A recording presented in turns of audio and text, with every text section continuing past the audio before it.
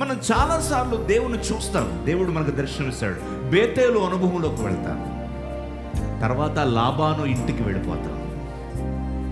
లాబాను ఇంట్లో ఏముంటాయి?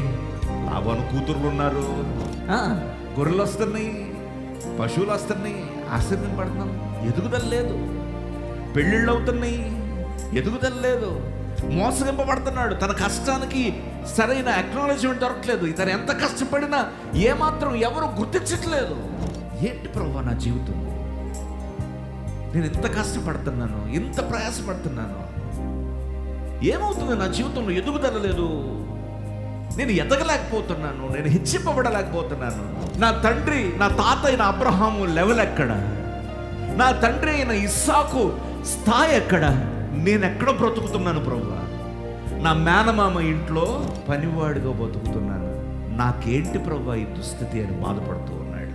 దేవుడు అన్నాడు, యాకోబు లేచి బేతేలుకు వెళ్ళు, నేను నీకు ఎక్కడ ప్రత్యక్షమయ్యానో అక్కడికి వెళ్ళు, నేను నిన్ను ఆశీర్వదిస్తాను అన్నాడు. నీకు ఈరోజు ఏమైతే కోల్పోయావో తమ్ముడా, చెల్లి, ఏదైతే, if you are lacking something in your life, it's been quite a long time for you, you know, waiting for it, and you are not able to get that, somehow enemy is obstructing you. దుష్టుడు ఆ ఆనందాన్ని పొందుకోకుండా నీ జీవితంలో ఒక అడ్డు వేశాడు, ఒక భయాన్ని పెట్టాడు. అంత బాగుంది చూడటానికి, ప్రపంచం అంతా బాగా ఉంది, ప్రపంచం అందరూ మనం చూస్తే మనకి ఏమి లోటు లేదనుకుంటారు, ప్రపంచం అంతా మనం చూసుకుంటే అసలు మనకి అనారోగ్యం ఉందా అనుకుంటారు.